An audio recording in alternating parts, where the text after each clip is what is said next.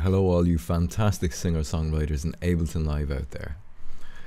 This evening's tutorial is going to be about reverb, and I'll give you at the beginning a quick demonstration of my understanding of the technical dynamics of reverb. A short one, because there's plenty of videos and explanations on YouTube and online that you can go to discover the technicalities of what reverb is for yourself. But I'm going to show you quickly here in my sketch program here my basic understanding. The best way I think to describe reverb to you is to say that it is I just want to check here if my thing, yeah, it's going through, yeah. So basically, the best way to explain reverb to you is to tell you what delay is first, okay? Delay is, it's, okay, so you have, first off, you have like the source of a signal, okay? We're going to draw our little man here, okay? This man, and there's his shoulders. All right, this is our little man, and basically he's going to be the source of our signal. And if you will put him in a little room, okay, this is his room, all right, his soundbox, his recording studio, his bedroom, his whatever, a room, right? So if we denote the original signal in blue, so like delay is like, say he's, you know, okay, hang on there. So say, yeah, okay, that's wrong, that's still online, sorry about this. Okay, so delay is when you can hear definite audio events separately after the original source, okay?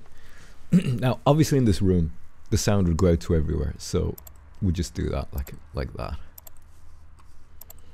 All right, and delay, he's sending out a shout, or in a very echoey room, just a you could be singing, whatever. And delay is when the signal comes back. Now I'm doing this very directionally.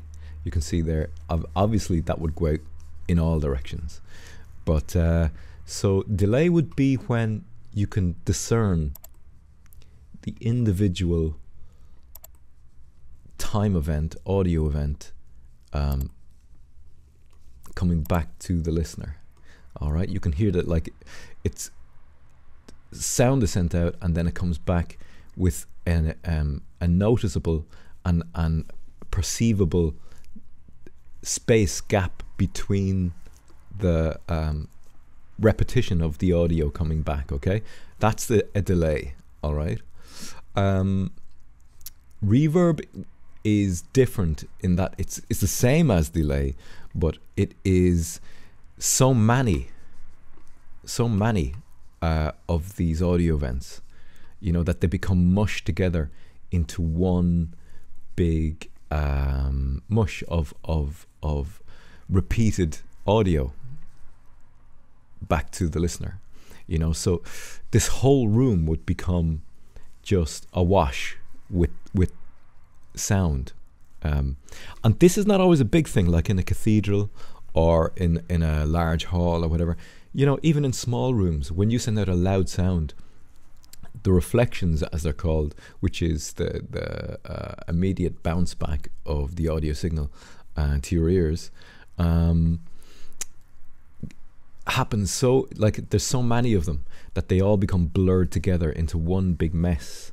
And that's reverb. You know, you might not even notice it, but every room you go into, there is a sound profile for that room, you know, and that's reverb. Reverb is when it just becomes, I'm trying to think of what would be the best way to do this. Give me a chance. Give me a moment here now. What is that? Extra broad nib. We'll try this. So like reverb would be when it all comes back, you know, like that, basically, like that. And so there's no discernible gap between the original sound source and the returned sound, the returned audio. It's all just one big mishmash of delay, individual audio events, so many of them all at once that they blur in together. And that basically is reverb. Okay, so now to move on to how I would actually use reverb in a session in Ableton Live. So what I have set up here is, just to give you a quick listen, is claps, and on two sends here I have, on one I have a reverb, and on the other I have a delay. And I'm just going to bring it into session view here, because I like to play with the controls like a sound desk. That's why I like session view, for that reason. You have your dials here. I mean, those dials there are the same as we say, where are they? Track and delay. So I think I have to, do I have to dial in something? No, nothing there. There they are. Yeah, these guys here. Okay, so they're the sends. I don't know why they're on infinity there, because they shouldn't be.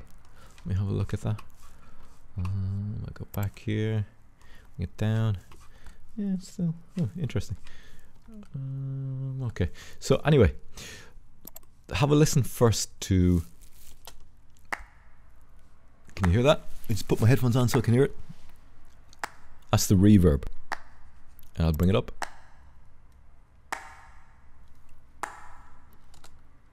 And now a ping pong ball.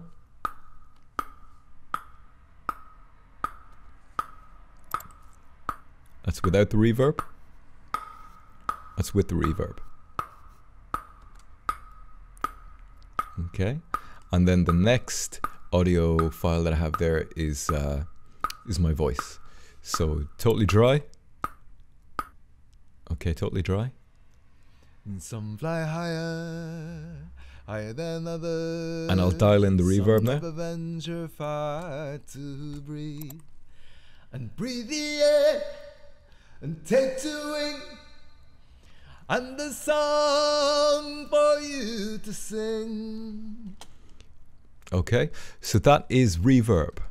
And now if we try the delay, you'll hear that there'll be a discernible gap between individual audio events as they come back after the original source signal. So have a listen to this.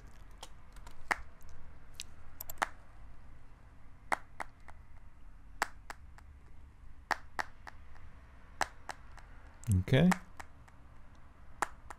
you can actually hear, and of course, like, these are totally you can mess around with these in Ableton. That's the delay. You have your timing there, your feedback, and your dry wet. You always keep your dry wet up to 100%.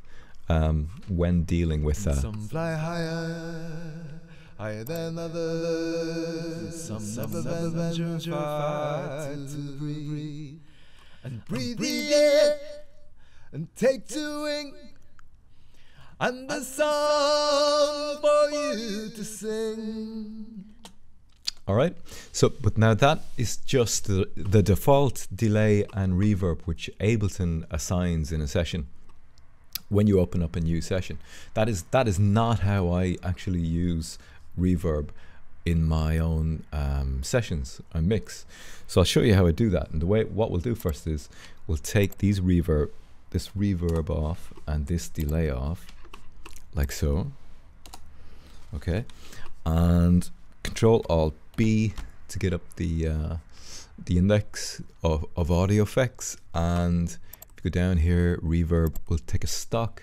We just left click and hold, drag it into our returns, and same for the other one, the A return.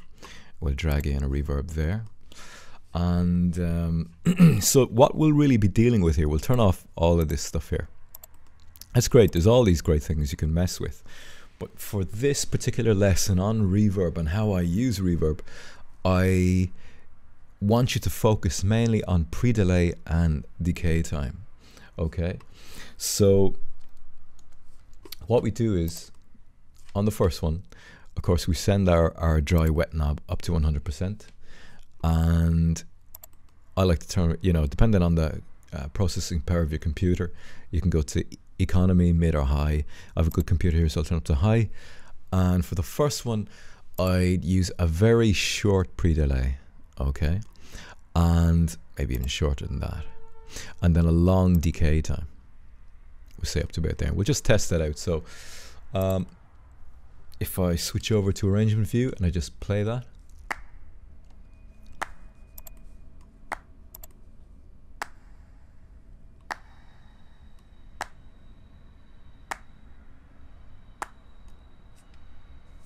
okay.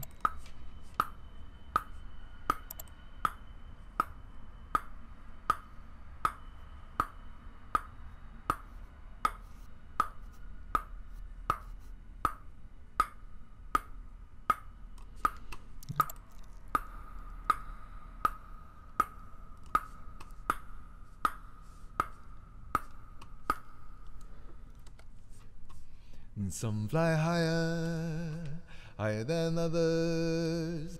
So what I want to say about this is that when you set a short pre-delay and you set a longer decay time, your pre-delay, turn it to the left, shorter, 0.6 milliseconds in this case, and on your decay time, dialing it to the right, a longer reverb tail, with your decay time. Okay, what I'm replicating here is a larger hall, okay, like a hall reverb. But what I do on the other one then is I set a kind of much faster reflections in this particular reverb. So again, we turn off everything else. All right, turn those off and set that to high. And so on this one, it's the opposite. In this one, it's a longer pre-delay, and then it's a shorter decay time. All right, it's almost like the reverse of our other reverb. Okay, so you see there, short delay, go up, turn up, longer delay, and listen to the difference. So now I'm only going to focus on this particular. I'll dial it in.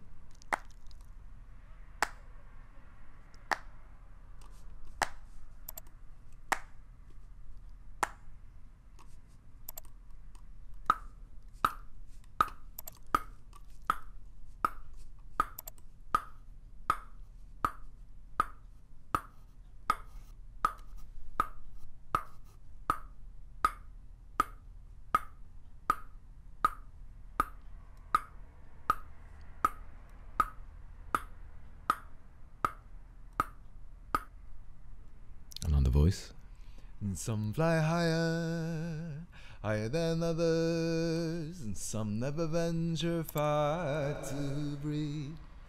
And breathe the air, and take to wing, and a song for you to sing. Okay. So as you can hear, like the two very different qualities. One is like a very small room with sharp reflections. The other is a reverb which creates a much more lengthy, diffuse tail. Okay, like a large hall or a very large room, and you could name them as such if you want. But that's kind of the way I work when it comes to reverb. I have two reverbs, and I actually just balance one with the other. You know, oftentimes this one with the longer pre-delay, with the quick reflections and the shorter decay time, oftentimes I use a plate reverb for that, or a vintage plate. These are the stock reverbs within Ableton,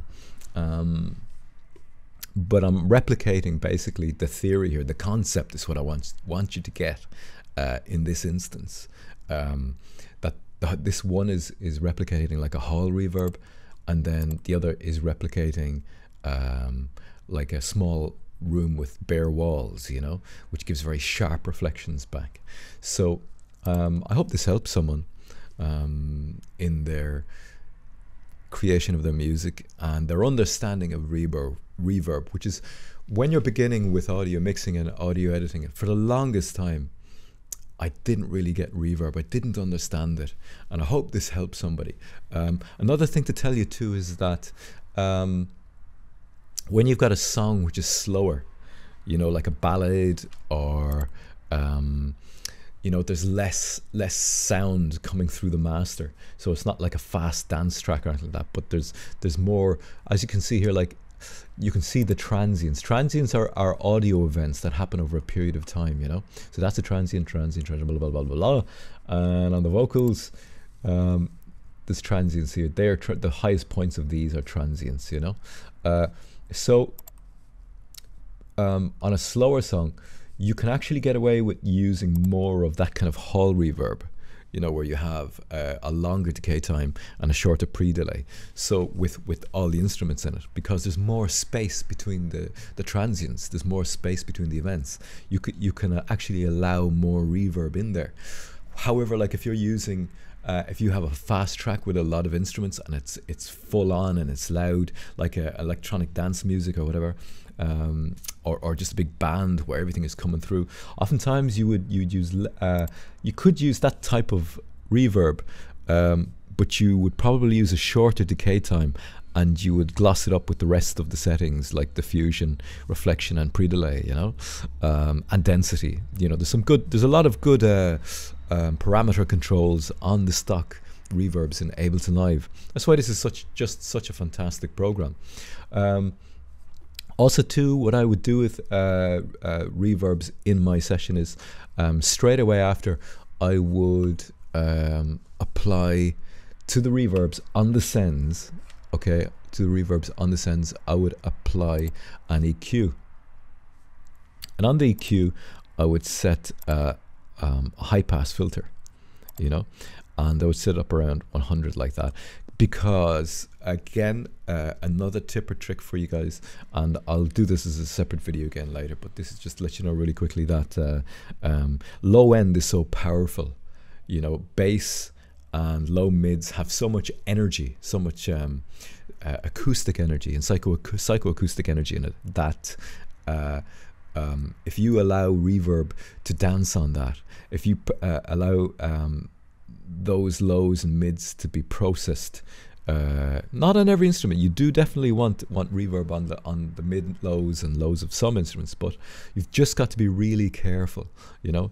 And this will open your mind to understanding that by putting an EQ after your reverb on the send, you can actually start to sculpt the reverb itself as it comes back to your instrument. Okay, I hope that helps somebody with their music making and their song creation. Again, have fun in Ableton Live. This is me from Songwriters and Ableton Live, signing off and wishing you a lovely morning, day, evening or night, wherever you are. Bye.